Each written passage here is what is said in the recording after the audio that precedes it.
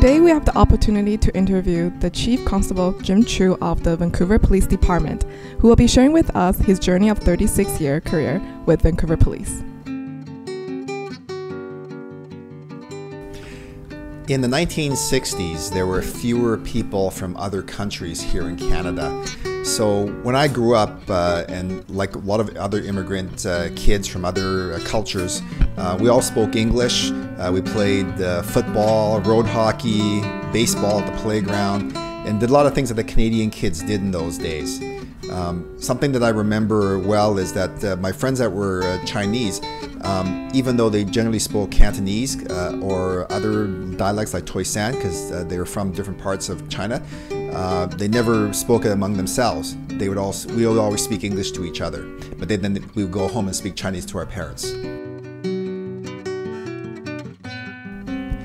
Well, definitely there's more people from other parts of the world in Vancouver. And right now, I know there's parts of Vancouver where you can, make out quite fine and do well without having to speak English, and that's a good thing. So I do see that as changing in the city. But in the future, I think everybody that comes here should try to embrace a little bit more of the Canadian values and Canadian culture. When I was young, I saw the police officers that came to my school, and they would talk to us about how to cross the street, how to look both ways, and I really admired and respected those police officers. Then when I got a little older, I was a school safety patrol volunteer, which means the grade 6 and grade 7 students, they would be at a busy corner and help the kids cross the street.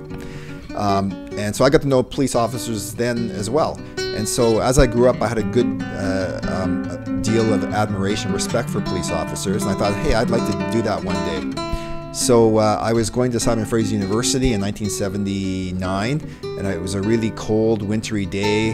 The studies were, very tedious. And on the radio was a chief of the Vancouver Police Department saying, answering lots of questions. And then somebody phoned up and said, how do you apply to be a police officer? And he says, just come down to 312 Main and put your application in. So I turned my car around, skipped school that day, went to the police station, put my application in, and then I got hired 3 months later. The interesting thing about being in policing is you could have 5 or 6 jobs in one career. So everybody starts out working in patrol, and I can remember walking in the downtown east side in the early 1980s, and how difficult an area that was to police, but always very interesting. And when I got promoted, I was a detective for a while, and I worked in the robbery squad, so I had a lot of high-profile cases, including some jewelry store robberies, cases where people got hurt quite badly, and it's really rewarding to be able to solve cases like that. And another case involved a theft from a very prominent Vancouver charity, very unusual suspect, and I remember getting enough evidence to charge that person and have him convicted in court. Also, I served as a patrol sergeant for 5 years. So you're not only going to 911 calls out in the streets of Vancouver, but you're also supervising others. And that taught me a lot about leading other people. Well, one of the challenges was trying to learn the job of policing, because it's very complicated and it has many complexities. Certainly being a visible minority police officer, that was unusual in Vancouver, especially in the early 80s or late 1970s. I'll give you one example of a challenge. I can remember going to a lot of calls in the Chinatown area and everybody trying to speak Chinese to me. And of course it was Cantonese or Toisan. I could not understand it. And so I would have to explain to people, no, I don't speak Chinese. It's very rare to run into somebody that speaks Shanghainese. But here's one frustration I had. One of the Caucasian officers on my squad used to be a Hong Kong policeman. So the Caucasian officer spoke way better Chinese than I did. And so we'd be at calls together and people would be talking to the white guy. When I joined the police department, I always wanted to prove myself and show that I could do the job, that I was not hired just because I'm a visible minority. As police chief, I really wanted to, again, show that I have a knowledge of the city, I have a knowledge of policing methods, and I could be a leader for this organization, but also a community builder. And I really, think think that I had a good run of 8 years as police chief, but it is time to move on and let somebody else take the reins of this organization. Well, I grew up speaking Shanghainese to my mother, but my father, he spoke English, so the two of us spoke English all the time. But we grew up with the usual Chinese festivities and events. For example, Chinese New Year's. It was really impressed to me always to honor the parents and the elders in our community. And the best appreciation I had is for Chinese food. So I loved Chinese food. And then I married a police officer.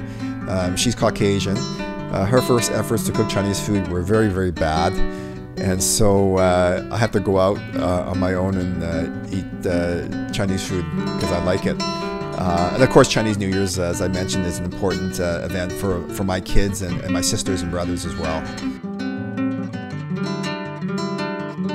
Well, in Vancouver in the 1970s, there was much more of a need to assimilate, to be part of the Canadian culture in terms of entertainment, sports, and knowledge. Whereas I think today, because there's more immigrants, you don't really have to get into the Canadian realm as quickly or as much as you need to. And I'm not saying that's a bad thing. I'm just saying it's different times when you're sort of like one of the few Chinese people in the class. Everybody just talks English to each other, and you can become Canadian quicker. That's one thing that can happen. I think there's definitely so many volunteer opportunities, and a lot of those opportunities are not in traditional areas where, say, Chinese people might want to be interested in. And to give you one example for myself, I volunteered as a library trustee with a library board. Did that for 8 years. Very good experience for knowing and learning about leadership and strategic management, a lot about the political process. So that was a lifelong learning opportunity that gave me insights that I wouldn't have gotten out of a book or out of a course. And that's what you can get out of volunteering. So I encourage young people to volunteer and develop those leadership skills. I think we need to always celebrate everybody else's ethnic backgrounds and cultures. I think we do a great job of that in Vancouver.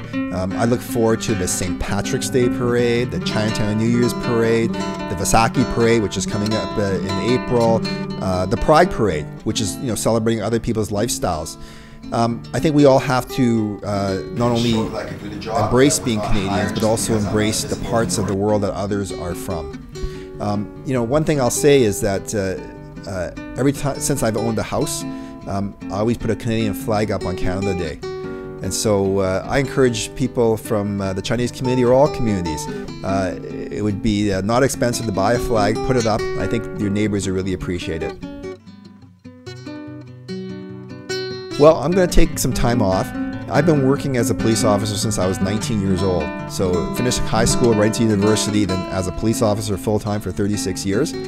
My wife is a retired police officer, so she's happy I'm going to retire and we're going to take a little bit of time off. And then we'll see what the future holds. I've had some offers for public life and private life, and I'll make my decision on what works at that time. This is the best city in the world. And having traveled some other major cities and in Europe, in North America, or in Asia, I keep coming back to what a great city Vancouver is. It's not only beautiful, but the people are great here. And when I talk about those parades and other festivities and how we celebrate things, just this last weekend I was walking along Falls Creek and I ran into the Cherry Blossom Festival celebration. So that has a lot of basis on the Japanese culture, because the cherry blossom trees were imported from Japan. I thought, wow, isn't this great that we're just celebrating this culture at that time. So it's great to be part of Vancouver, and I think a lot of people elsewhere in Canada envy us, especially in the wintertime.